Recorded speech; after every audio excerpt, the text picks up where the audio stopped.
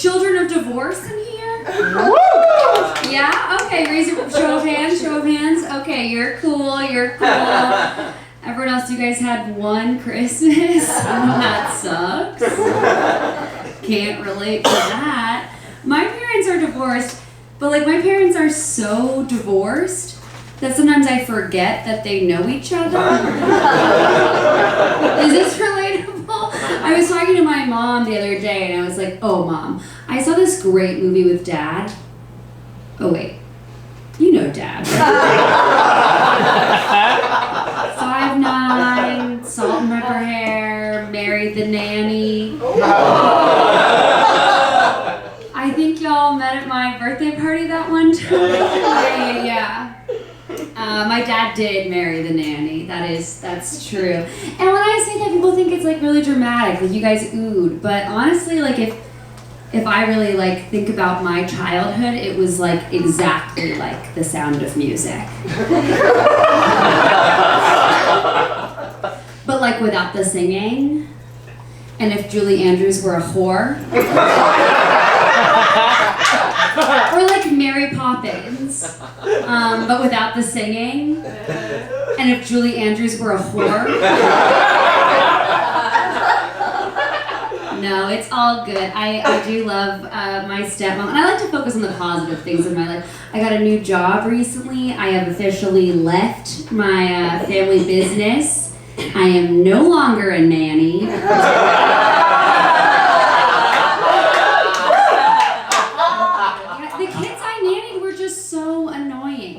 They're always like, Hope, wake up.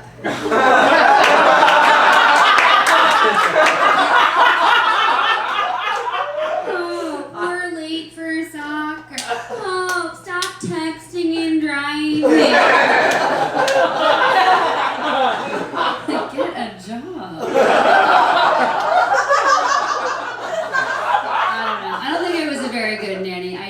I did once wake up a sleeping child to ask for their Wi-Fi password. They frown upon that. Yeah, so I broke up with my boyfriend, I quit my nannying job, and I moved to New York to pursue my dream of marrying into money. So I've been all over the apps recently. New York, you guys, so many preppy boys here. So many preppy boys. So far, I've made out with a Connor, a Cooper, and a Spence. And I'm just looking forward to when I make out with Preston, Parker, and Pierce and just round out the rest of that lacrosse team. It's just so different from dating in Texas. Like, my first boyfriend was named after an A&M football player.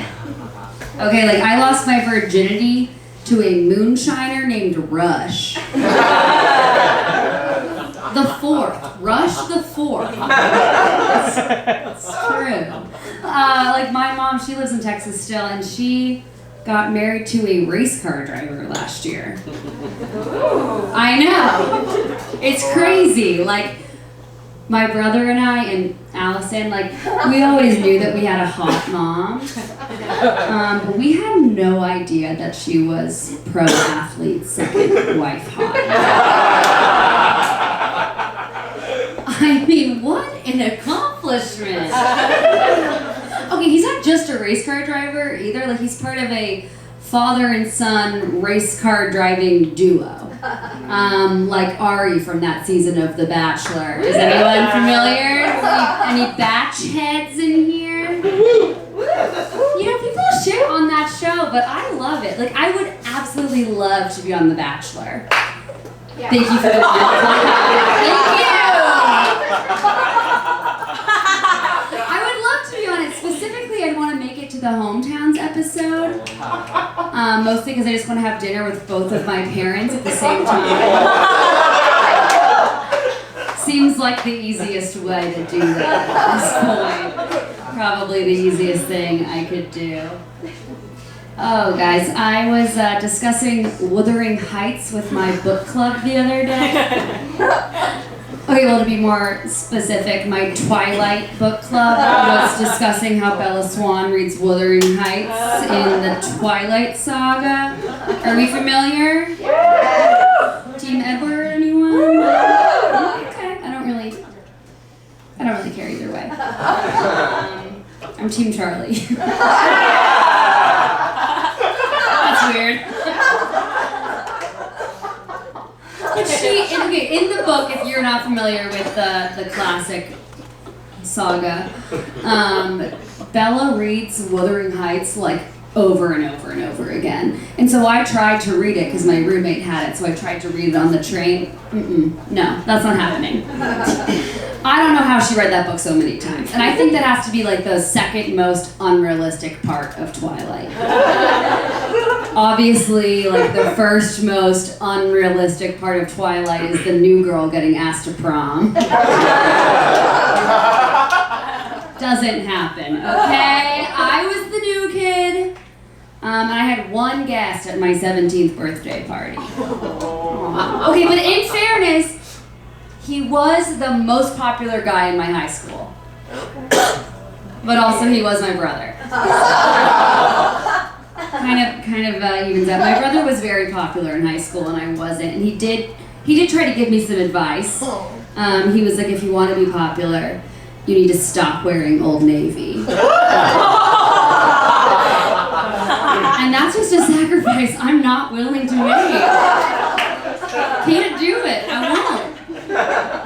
I am really close with my older brother though, mostly because he is my drug dealer.